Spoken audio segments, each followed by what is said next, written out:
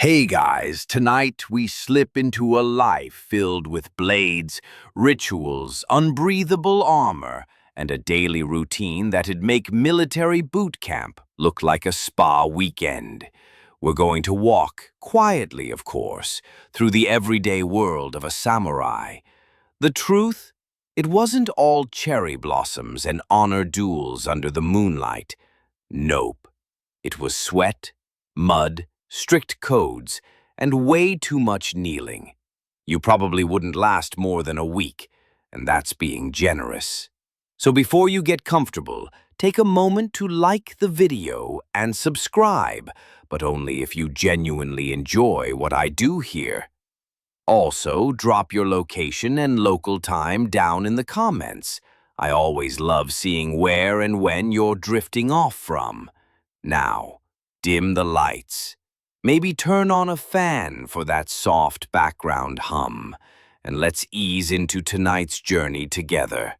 You don't become a samurai because you really wanted to. No one scrolls through careers and checks the noble warrior box between village potter and rice farmer.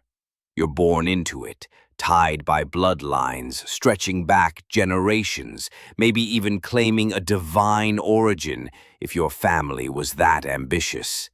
You open your baby eyes, not to a lullaby, but to the low thrum of a distant war drum and the cold stare of ancestral armor hanging on the wall. By the time you're 5, you already know the sound of bamboo striking flesh. You wake before dawn even as a child, roused by a stern grandfather who seems allergic to praise. He nods once when you manage to lift a wooden training sword without toppling over. That's high praise in samurai households. There's no cuddly learning curve here. You learn fast, or you learn with bruises. You're taught discipline like it's oxygen. Crying, that stops by age 4, unless you're bleeding internally, and even then, only maybe. The house smells of old wood, incense, and the faint metallic tang of sword polish. Your mother, if she's around, is just as stern as your father. There's love here, but it's quiet. It stands in doorways and watches your stances, correcting your posture more than your grammar. You don't play, you spar. Your toys are miniature spears. Your bedtime stories? Tales of battlefield heroics and loyalty unto death. Some nights you lie awake wondering what it felt like to be gutted in the name of honor. No one tells you that part. By the age of 7, you're already under the direct tutelage of a mentor, an older samurai who teaches you etiquette, martial arts, calligraphy, and how to keep your face motionless no matter what insult is hurled your way. You're not allowed to look surprised, ever. It's surprisingly hard. Your hands are already calloused from sword grips, and your knees have permanent creases from kneeling on straw mats for hours. You learn that your sword isn't a weapon, it's your soul, and heaven help you if you drop it. Once, a boy your age accidentally knocked over a practice katana. He didn't sit for a week after the lesson his teacher gave him. By 10, you've already witnessed a man commit seppuku, ritual suicide. You watched, respectfully. No one covered your eyes, because this isn't a hidden truth.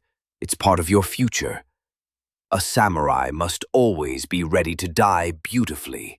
You wonder if that's possible when your nose is itchy and your guts are spilling out, but you don't ask. Your family eats meals in silence, not because they don't care, but because words are weapons and shouldn't be wasted. Every bite is taken mindfully. Every action must reflect harmony, discipline, and control, even if your leg's asleep and your rice is cold. Outside, other kids run wild, but you walk like a ghost. Measured steps, controlled breathing. Even when you fall, you do it silently. One time you giggled during training. The look your uncle gave you could have frozen the sun. You study Chinese philosophy and Japanese classics. You memorize poetry while holding deep horse stances that make your thighs tremble. You write haiku with trembling fingers, mostly because your sensei insists that beauty and violence must live side by side in your soul. You're not sure if your soul agrees, but you keep writing. Historians still argue whether the early samurai were more landowners or mercenaries, but in your world that nuance doesn't matter. You're both. You might inherit some rice paddies, but you're also expected to fight and die without complaint. And there's always fighting. If not with swords, then with words. If not with words, then with glares. Samurai households are powder kegs of suppressed emotion. One wrong move and you're the family disgrace. No pressure, right? Oh, and forget about comfort. Your childhood kimono itches. The straw sandals give you splinters, and you can't just scratch whenever you want. Self-control, remember? Once you spent an entire ceremony with a spider crawling inside your sleeve. You named him Yoshi. He bit you. That was your fault, apparently. Your pet is probably a hawk, not a puppy. A hawk. Because affection must be earned, and so must lunch. And then there's your father. If he's still alive, he's a statue of intimidation. He teaches you to bow so deeply your forehead nearly breaks the floor. He spars with you in the courtyard and doesn't go easy. One time he hits your wrist so hard it swells for 3 days. He gives you a nod. That means he's proud. And that's the thing. This world is built on nods, grunts, and silence. Love is in the discipline. Pride is in the bruises. And growing up a samurai means learning to find meaning in stillness, honor in repetition, and beauty in the absolutely exhausting path you didn't even choose. And you're still only 12. You wake before the sun. Always. There's no rooster. Your body just knows. Or maybe it's the memory of your father's voice, the one time you dared to oversleep. Either way, dawn cracks and you're already on your feet, tying your hakama trousers and slipping into training robes that somehow still smell like last week's sweat. Today's first task? Sword drills. Again. Sword before spoon. That's the samurai life. Breakfast is a distant concept, something that happens only after your body has been put through the ringer.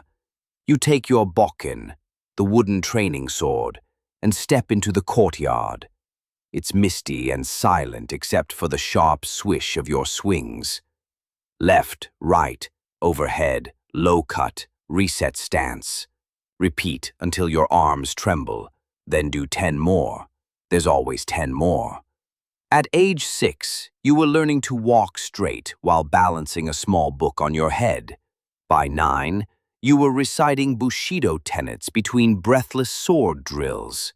Now, at 14, your instructor watches you like a hawk, waiting for a twitch, a mistake. He doesn't speak. If you slip, he'll correct you with a sudden whack to the ribs. It's not cruelty, it's refinement. Every strike has to be perfect, not just for battle, but for the art. You're told that swordsmanship isn't about brute strength. It's about precision, rhythm, and control. You imagine yourself as a brush painting the wind. It's poetic, sure, but your knuckles are bleeding again from gripping the hilt too tight. And then comes archery. The yumi, the asymmetric longbow, is taller than you. You string it like you're cradling a child. Then you aim, breathe in slowly, and release. The arrow sails, ideally with grace. Sometimes it doesn't. You're reminded that samurai fought on horseback for centuries, raining arrows while galloping at full speed. You practice standing still, though, because you haven't earned the horse yet. Historians still argue whether mounted archery was the pinnacle of samurai training or simply a ceremonial echo from older wars. For you, the question is moot. You just want to hit the target without scraping your forearm raw again. After training, breakfast is rice and pickled vegetables. That's it. Maybe miso soup if someone in the kitchen was feeling generous. You eat in silence. You bow before and after. You don't dare slurp too loudly. By now, you smell like effort, sweat, old wood, and a hint of shame from missing that one sword transition. You try not to think about it, but it's there. Regret, like soreness, settles in early and stays late. Afternoons mean more training. You switch from physical to mental. Reading ancient texts, copying characters, learning strategy. Your favorite is The Art of War, though it's Chinese. Doesn't matter. Wisdom knows no borders. You read about deception in battle, terrain advantages, morale manipulation, all while your legs are folded neatly beneath you in seiza position, which cuts off circulation after 5 minutes, but must be endured for 30. Sometimes, a visiting monk will give lectures. He talks about serenity, about finding peace in every motion. Once, he told you to listen to the sound of your own heartbeat. You did. It was loud, ragged, anxious. That felt inappropriate, so you lied and said it sounded like still water. In the evenings, you clean your training gear, polish your sword, and rub salve into your bruises. You're not allowed to complain. Complaining is weakness.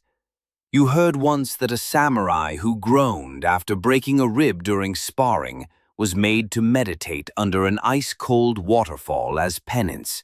He did it without a sound. The next day, he was promoted. Go figure. Your friends, or what passes for them, are fellow trainees. You don't joke much, but there's camaraderie in shared pain. One of them, Riku, once grinned after blocking a near-perfect strike from your mentor. The grin cost him a week of chores. Still, he said it was worth it.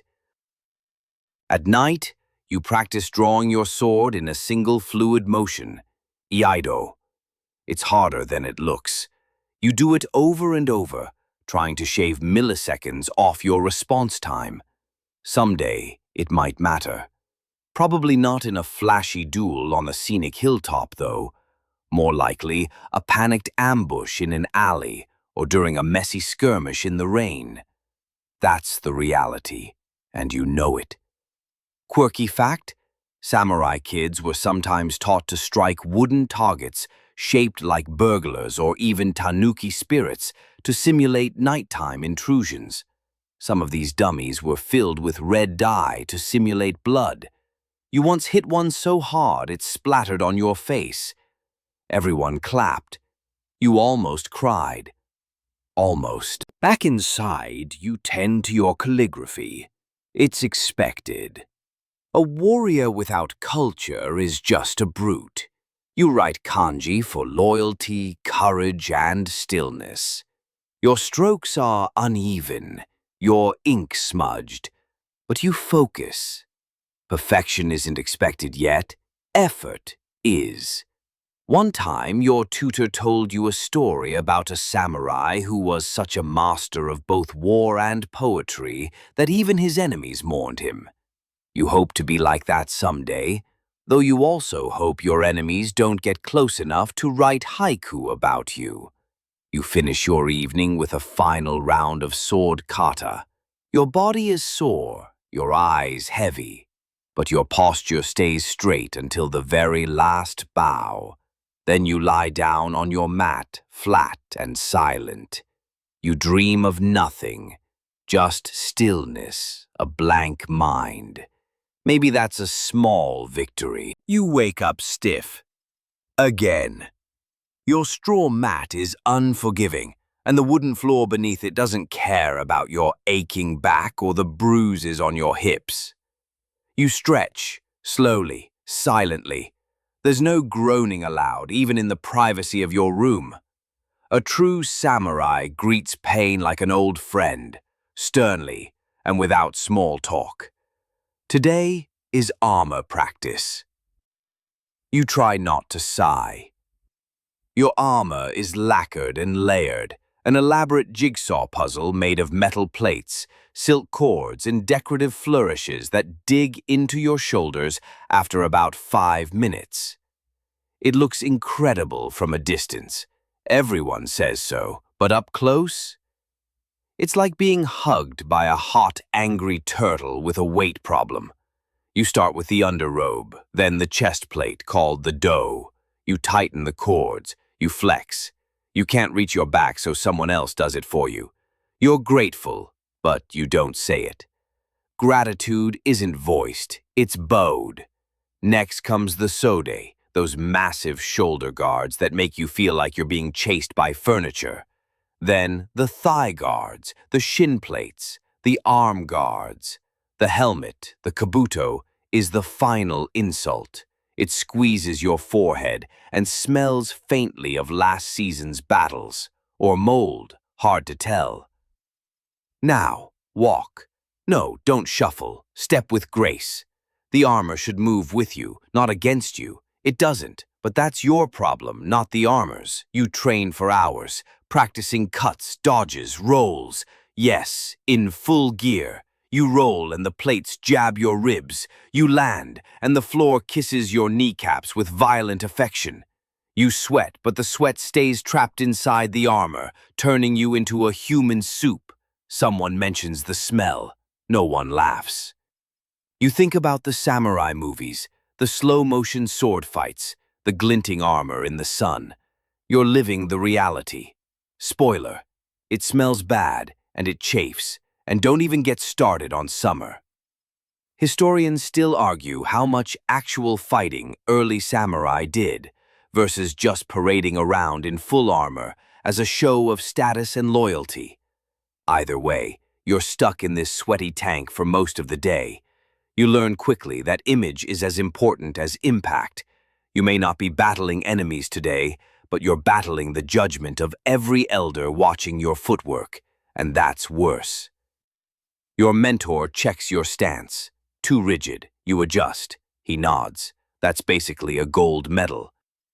You remove your helmet and try to wipe the sweat from your face without scratching your nose with a metal gauntlet. You fail.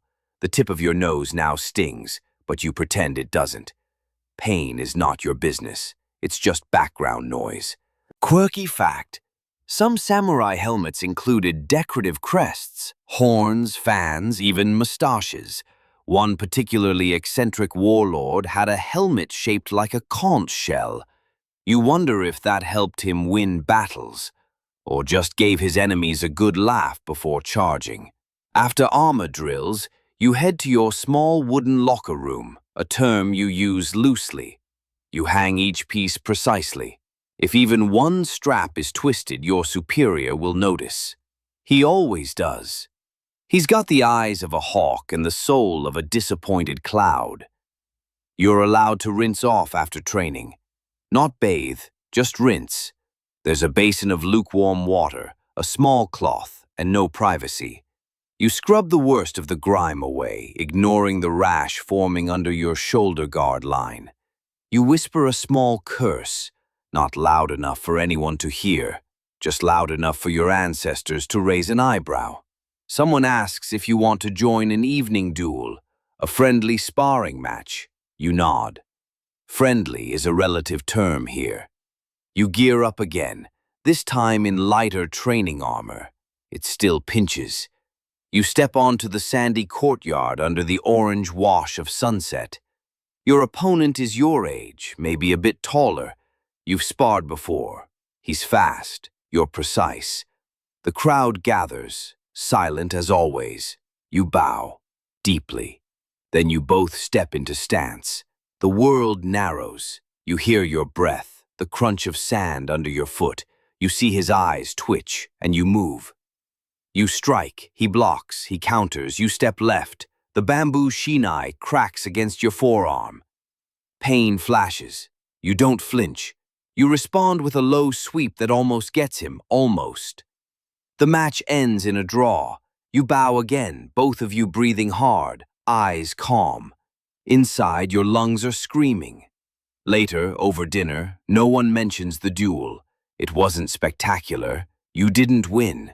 That's how it is. You eat rice and pickled plum. You chew slowly.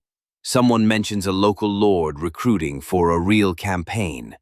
Your ears perk up. War? Actual battle? You feel excited and then immediately guilty. You're not supposed to crave war, but you do. Honor is a strange creature. You chase it like a cat you're not allowed to touch. Always near, never held. Before bed, you sit alone, armor off, robes clean, hair tied. You stare at the family sword resting on its stand. It's not your sword yet, but one day it will be. One day you'll wear it not for training, but for judgment, for protection, for death. You lie back on your mat. Your body aches in places you didn't know could ache. You reach behind your shoulder, trying to scratch that one chafed spot. Still can't reach it. You sigh. Armor may protect your body, but it does nothing for your comfort. You roll over on your mat, chasing a cooler patch of floor. No luck. The summer heat is relentless, and your room is barely more than a box of dry wood and thin paper walls. Somewhere outside, a cicada screeches like it's been personally offended by your existence. You're not allowed to complain about the heat, or the mosquitoes, or the stiff mat, but you think about complaining, and that's already a tiny rebellion. Your mornings start the same way. A short meditation, then chores, then training. But today's special. Today you're learning how to sleep like a samurai. It's not as peaceful as it sounds. You're trained in sleeping posture. Yes, there's a correct way. You lie on your back, hands resting lightly on your stomach, sword beside you, never far. Your breathing must be shallow but steady, always ready to wake in a single blink. Comfort? Not the priority, readiness is. You remember the time a visiting Ronin tested your dorm's alertness by sneaking in at midnight. He kicked over a lamp. 2 boys kept snoring. They spent the next day standing in horse stance, holding buckets of sand. You didn't snore, thankfully. You barely slept. Your straw mat is filled with uneven lumps.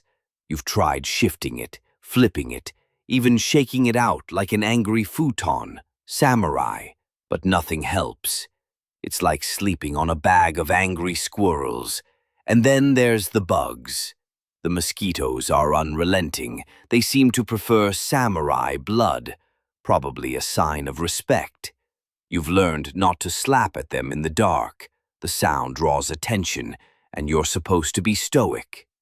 Instead, you just lie there, twitching occasionally, listening to that maddening whine near your ear. You've tried using mosquito incense coils. They help a little, but the smell lingers in your kimono for days. Plus, your sensei says it's weak to rely on smoke over spirit. Easy for him to say. His room's on the breezy side of the house. Quirky fact, ancient Japanese texts mention using nets woven from horsehair to keep bugs away, but most common samurai kids like you can't afford those. So instead, you deal with it, one itchy night at a time. You rise before dawn, always, even if you didn't sleep. The body trains even in exhaustion, you're told.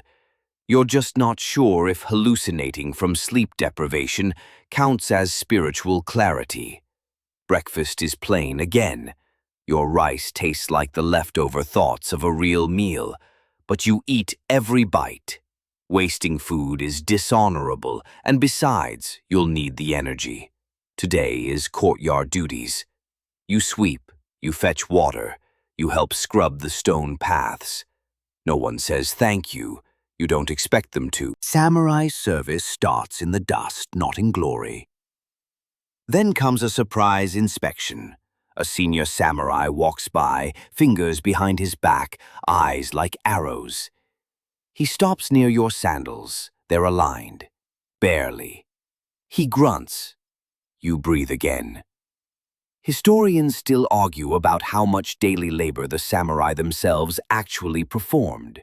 Many had servants, after all, but at your level, you're the servant.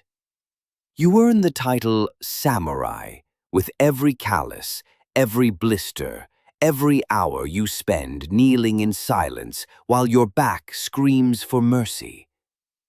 You're given a short rest, maybe 15 minutes. You use it to polish your wakizashi, the short companion blade to the katana. You whisper its name under your breath. All swords have names. Yours is called Kagehana, Shadow Blossom. You made that up. No one knows. You'll never tell. Later you sit in zazen meditation for what feels like a year. Your knees go numb. You let them. Your spine is straight, eyes soft-focused, mind emptied. You try to picture a tranquil stream. You end up picturing the mosquito from last night. He wins again. Your teacher walks past. He taps you once on the shoulder with a bamboo stick. Too tense, he whispers. You inhale, let go, try again. Outside, someone drops a wooden sword. The sound cracks across the courtyard. Everyone flinches. That's enough to earn a lecture, or worse.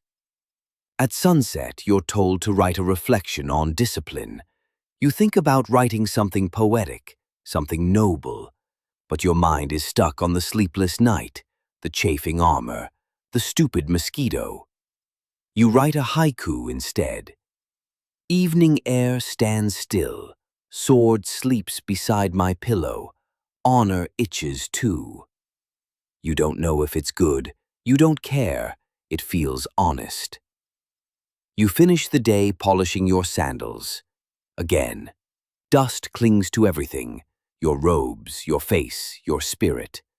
But you clean it off, because being a samurai isn't just what you do, it's what you endure. At bedtime, you lie on your back, just like they taught you. One hand rests near your sword, the other scratches your ankle once, just once, before settling down. You try to focus on your breathing, but your thoughts drift to the weight of armor, the discipline of silence, and the strange peace that comes from routine, even when it hurts. You think, just for a second, that maybe you're getting used to this life. Then, something small and winged lands on your cheek. You exhale slowly, refusing to react. It bites you. Of course it does. Today's different. You feel it in the air the moment you wake. There's a sense of ceremony, subtle but unmistakable. You're told to wear your formal robes, not armor, not training garb. Today is about precision of a different kind. The tea ceremony. You raise an eyebrow. Tea. After all that swordplay and silent suffering, you're expected to focus on steeping leaves? Oh yes. The chanoyu or tea ceremony isn't a break, it's a test, a performance, a spiritual mirror. Every movement is deliberate, down to how you turn the tea bowl, how you kneel, how you breathe. Even your heartbeat feels like it should be measured. You step into the small tea room with your mentor and a few others. The floor creaks just slightly beneath your bare feet. You bow, enter, and sit, knees folded tightly. Already, your legs begin to protest. The host begins. Charcoal is placed with tweezers, silently. Water is boiled, slowly. You watch steam rise like an omen. The tea is whisked, not stirred, not shaken. The powder turns into foam, pale green and earthy. You're handed a bowl. You must bow to receive it, rotate it exactly twice, drink in 3 sips, and a soft slurp. Then wipe the rim and bow again. Any misstep, and someone notices. They always notice. You remember the story your tutor told last month. A young samurai once spilled his tea during a ceremony before a daimyo. It wasn't just clumsy, it was disgraceful. His sword was taken for a month. He spent that time meditating on balance. You wonder how balanced he felt without his weapon. Historians still argue whether samurai truly embraced tea culture or simply tolerated it as part of high society. But for you, this isn't optional. This is part of the job. A sword cuts, tea refines. Both must be mastered. Your teacher whispers a reminder. Grace reflects the soul. Show me who you are. You tighten your spine. Your movements slow, almost sacred. You raise the bowl again, this time with practiced stillness. And you get through it. No spills, no stutters. You even slurp gently, just enough to show appreciation, not enough to seem rude. Somewhere behind you, your mentor exhales softly. You take that as a win. But don't get comfortable. After tea comes reflection. You spend an hour writing your impressions on the flavor, the silence, the heat of the water, the way the light bounced off the rim. You didn't even notice that detail. But now, you pretend you did. You scribble something about still water capturing the morning sun. That'll do. Quirky fact. Elite samurai sometimes carried their own tea kits when traveling. Tiny portable sets with lacquer boxes, whisks, and bowls wrapped in silk. You don't own one, but you've seen them. They look more like relics than tools. After tea practice, you return to sword drills. The shift is jarring, like waking from a dream into a slap. But this is the point. The samurai path demands balance between violence and serenity. 1 minute you're cradling a fragile bowl, the next you're swinging steel at someone's face. Welcome to the job. You practice kesagiri, the diagonal slash from shoulder to hip. Over and over, your arms are sore, your grip starting to slip, your mind wants to wander back to the calm of the tea room. But your instructor shouts a correction and you're snapped back. Grace must follow you, even here. Later, you polish your blade with soft cloth and oil. It gleams faintly in the fading light. You think about the tea again, how something so delicate could carry so much weight, how even a spilled drop could stain your reputation. You remember your first tea attempt. You spilled it on your sleeve. The hot liquid soaked right through and left a pink blotch that looked suspiciously like shame. Your mentor didn't speak to you for 2 days.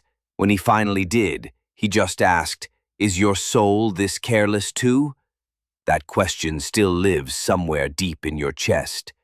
Before bed, you find yourself writing more haiku. You don't share them. No one knows you write these except maybe the night breeze and your future self. Steam rises like ghosts. A sword sleeps beside my bowl. Even warriors bow. You smile faintly at that last line, then quickly erase it. It feels too soft to leave in ink. You lie down with the memory of tea still warm in your chest. The straw mat is less itchy tonight, or maybe you're too tired to notice. Either way, you feel still. Not calm exactly. Just still, like the water before it's boiled, and for now, that's enough. The next morning arrives with no ceremony, no whispered haiku, no peaceful tea. Just the dull clang of a bell and the heavy scent of sweat already soaking the practice field. You're woken before sunrise, again. Of course, sleep is a luxury, not a guarantee. You shuffle outside, half-dressed, and realize today is armor training. Your bones ache from yesterday's drills, but there's no room for protest. You suit up. The process takes longer than you'd like to admit. First, the layers. A light underrobe, then padding, then the armor itself. The plates are lacquered and beautiful but unforgiving. You fumble the coat, the armored sleeves, and nearly pinch your wrist. Your mentor glares but says nothing. You get it right the second time. Piece by piece, you assemble the image of the samurai. Breastplate, thigh guards, shin guards, helmet. You look the part. But wearing it is another matter. It's like being hugged by a metal skeleton that doesn't particularly like you. Movement is stiff, breathing is tight, but you get used to it, or pretend to. And then come the drills. You run, in armor, uphill, with a sword in your hand. By the third lap, your vision is narrowed to a blurry tunnel. Your breath sounds like a winded horse. Your inner robe sticks to your back. The weight of the armor presses down on your shoulders like it's trying to fold you into the dirt. Fun fact: a full suit of samurai armor weighed around 60 pounds. Not terrible, until you had to sprint, fight, or climb in it. Then, it became your worst enemy. You practice rolling in it. Yes, rolling. You drop to the ground and somersault forward. The armor clunks and scrapes. One of your thigh plates digs into your ribs, again and again, until you finally get it smooth enough to pass. Your instructor corrects your posture, again. You're collapsing your knees. You'll die first. Cool, thanks. Once the motion drills end, you face sparring practice. Blunted wooden swords today, but don't be fooled. They hurt. One strike to your ribs knocks the wind out of you. Another to the shoulder leaves your fingers tingling. But you keep going. Historians still argue whether samurai armor was more about function or fashion. Was it designed purely for protection, or was it also meant to impress, intimidate, and broadcast rank? Probably both. But right now, the only message your armor broadcasts is sweaty and barely holding on. At midday, you're allowed a break. You strip off your helmet and wipe your forehead. Your hair is matted to your skull. You can't tell whether you're crying or just leaking from every pore. You sit with the others, quietly chewing on rice and pickled vegetables. No one speaks. The air is too heavy for words. You glance at your training partner's forearm and notice a long purple welt already forming. He shrugs when he sees you looking. "Means we're learning," he mumbles. And then it's time for mounted training. You've barely recovered when you're shoved toward the stables. The horses snort like they know what's coming. You're not bad on horseback, but combining that with sword drills, that's another story. You mount up, your thighs already on fire, and urge your horse forward. You trot in formation, then canter, then gallop. Then you're told to draw your sword while riding. You hesitate just a second, but a second is all it takes to fail. Again, your instructor barks. You repeat the pass, faster this time. Draw the sword, strike the dummy, miss. Again. You go again. This time, your blade slices through the straw-filled target, sending tufts into the air like weird little clouds.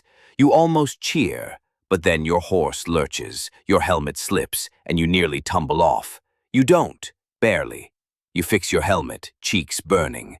The others try not to laugh. You try not to exist. Quirky detail. Some samurai wore horned helmets or masks shaped like demons or beasts, not just for intimidation, but for spiritual protection. Your helmet is plain. You kind of wish it had horns today. Maybe then you wouldn't feel like a slightly armored fool on horseback. As evening falls, you're told to tend to your armor. Every strap must be checked, every plate cleaned. Rust is the enemy, so is neglect. You sit by the firelight, polishing your greaves with oil and cloth. You remember the story of the older samurai who left a speck of dried mud on his shoulder guard. When his lord saw it, he was ordered to sleep outside the walls for a week. "If you can't clean your armor," the lord said, "how can you guard my life?" The fire crackles. The cloth squeaks against the lacquered metal. You breathe a little slower. The day's pain fades into background noise. Somewhere nearby, someone hums an old battlefield song, off-key but comforting. You lie back on your mat later, limbs still buzzing. Every movement hurts, but strangely you feel a little stronger, just a little. Like the armor didn't beat you today. Not fully. Your last thought before sleep, tomorrow's gonna be worse, and then you're out. You wake up to rain. Not the gentle, romantic kind. The relentless, slap-you-in-the-face kind.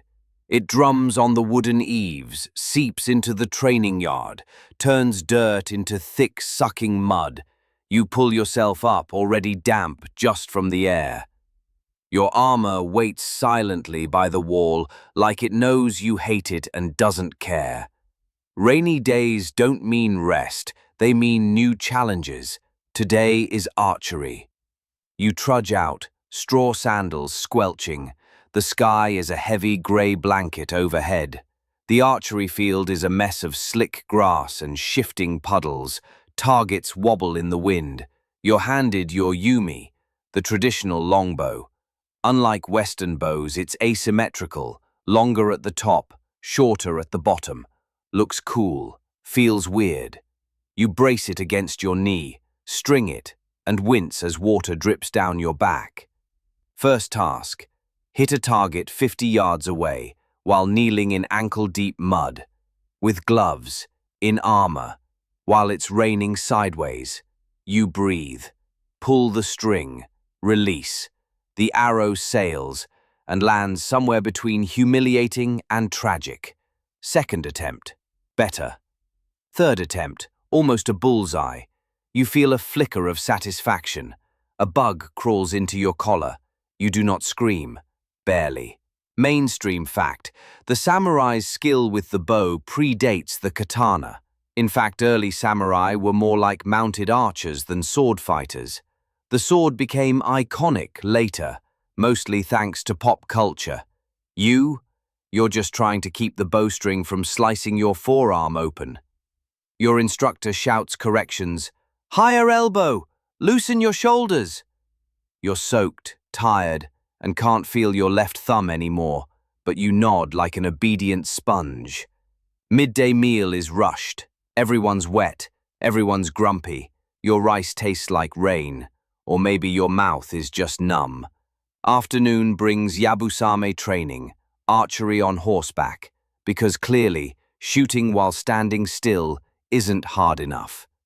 You're assigned a half-wild mare named Tsuki. She does not like you. You mount her anyway. Your thighs scream in protest. She trots like she's plotting revenge. You start at a slow pace.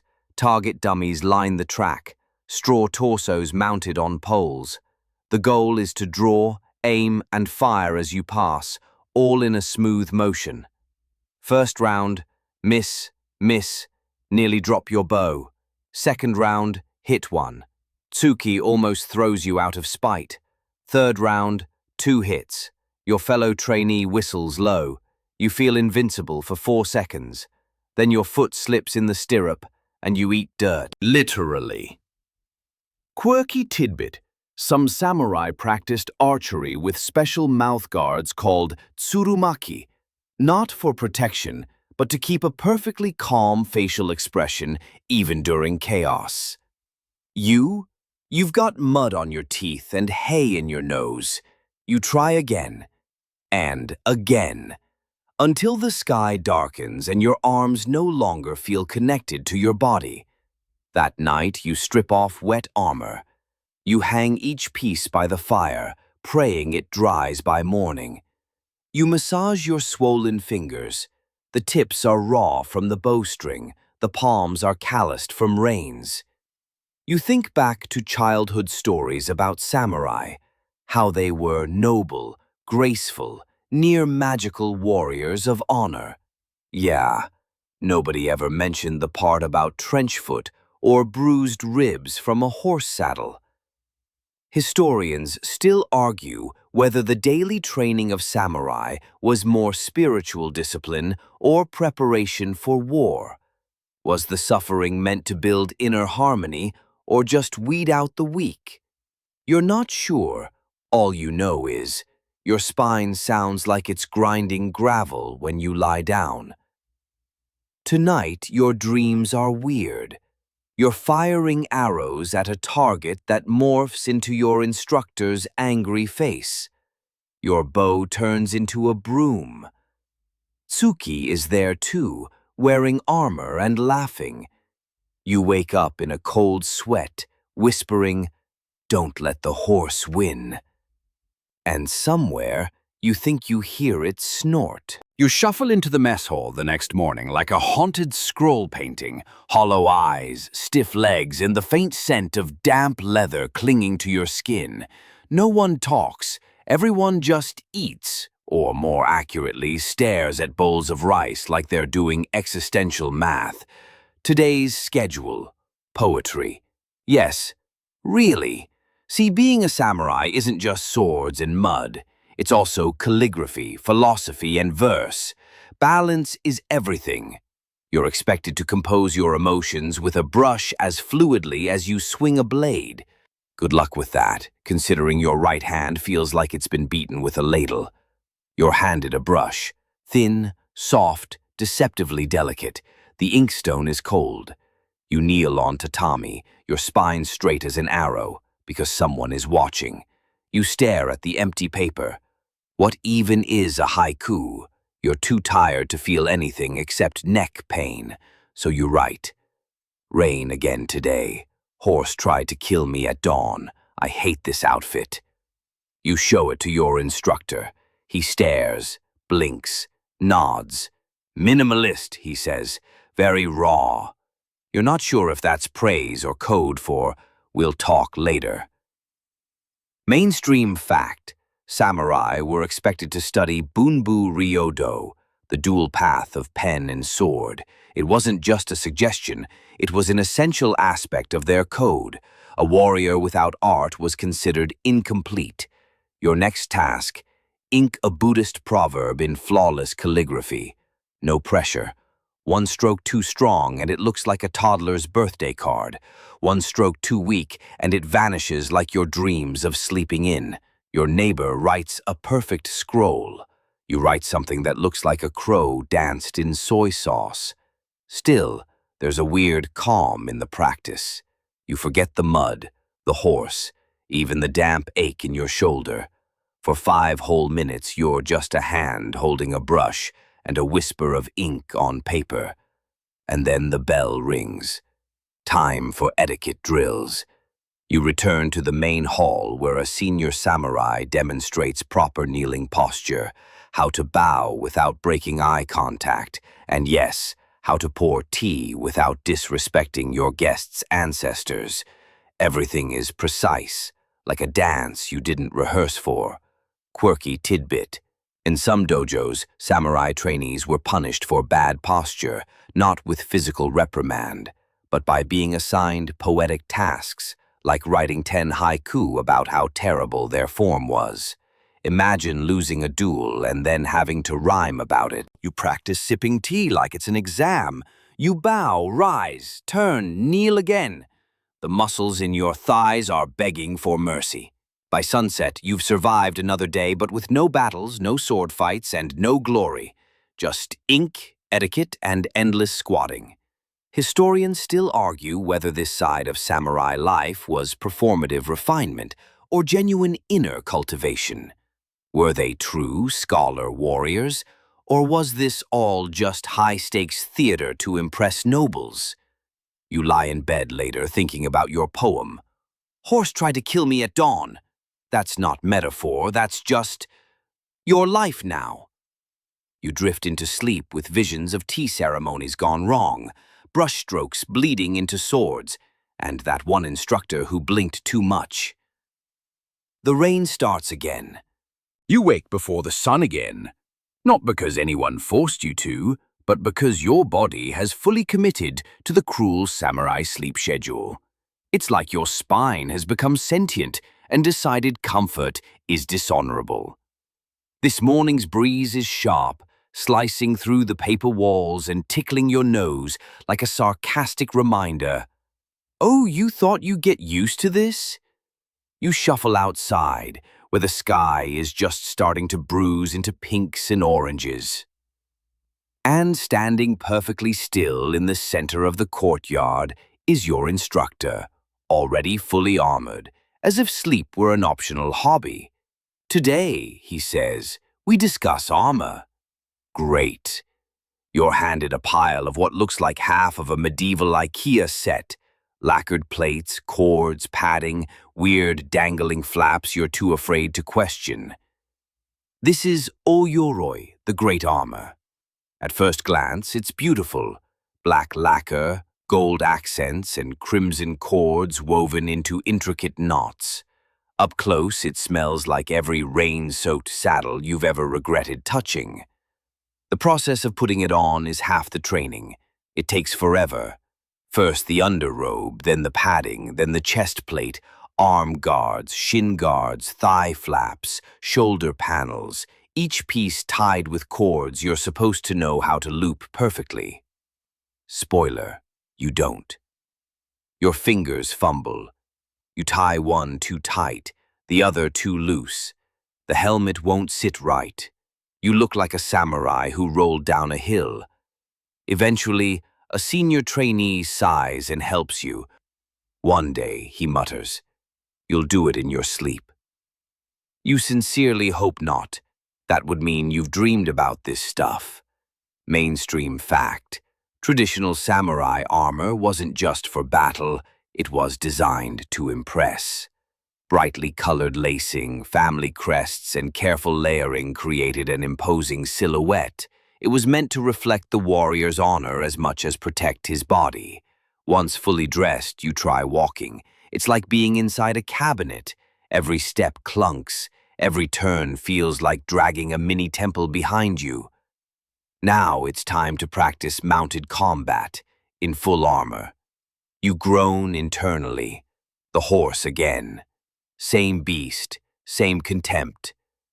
You mount with more caution this time. It only tries to bite you once, which you're counting as improvement. Your instructor shouts, "Ride! Draw! Strike!"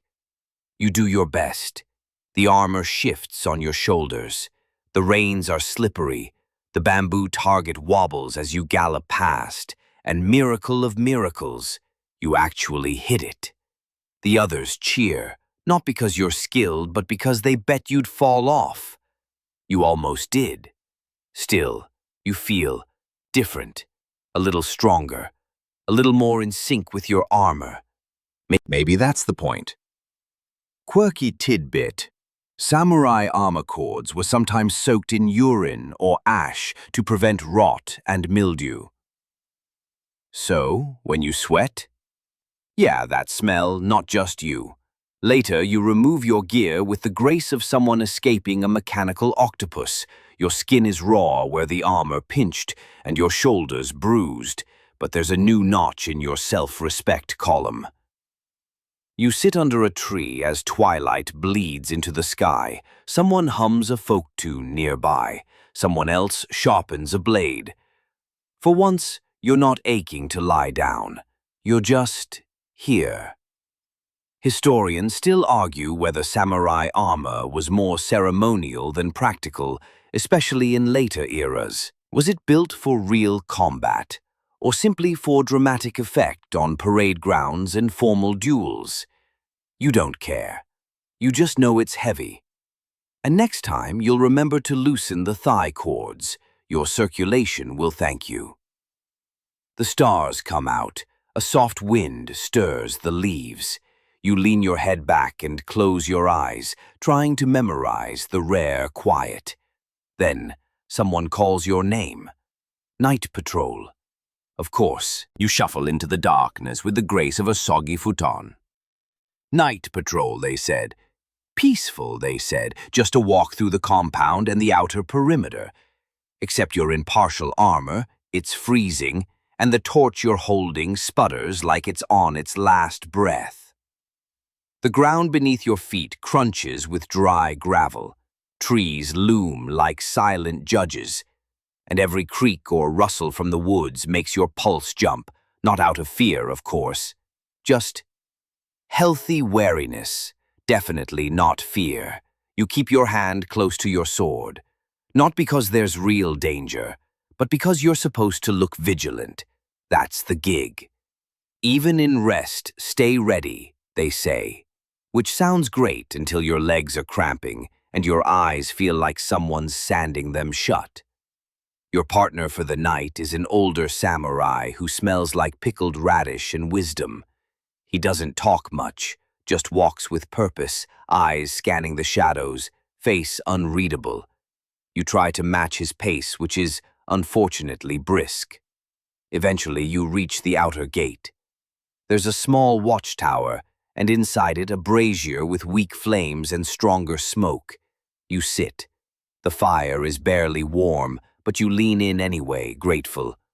"Why do you think we train at night?" your partner asks suddenly. You blink. He hasn't said a word in 2 hours. "To test alertness?" you offer. He chuckles. "To teach boredom." You laugh, then realize he's not joking. "War is mostly waiting," he says. "Hours of watching, listening, thinking. If you cannot endure boredom, you won't survive the fight that follows." Mainstream fact. Samurai warfare wasn't constant sword swinging. Battles could last days or weeks, with long stretches of inactivity, strategic pauses, waiting for messages, or simply watching enemy formations from a distance. You sit quietly after that, trying not to think about your numb toes. Just the occasional owl call, the whisper of leaves, and then unexpectedly, he hands you a rice ball wrapped in a leaf. "You'll fight better fed," he says. You eat in silence. It's cold and slightly gritty, but somehow perfect. You think about how different this all is from the stories. No blazing katanas under the moonlight. No heroic one-on-one duels under cherry blossoms. Just aching legs and lukewarm rice. And yet, something about it feels right. Quirky tidbit. Some samurai would chew on raw ginger or mustard seeds to stay awake during long patrols. Others, they tied strings to their eyelids. Commitment or madness, hard to tell. Hours pass. Your partner dozes with one eye open, or at least that's what it looks like.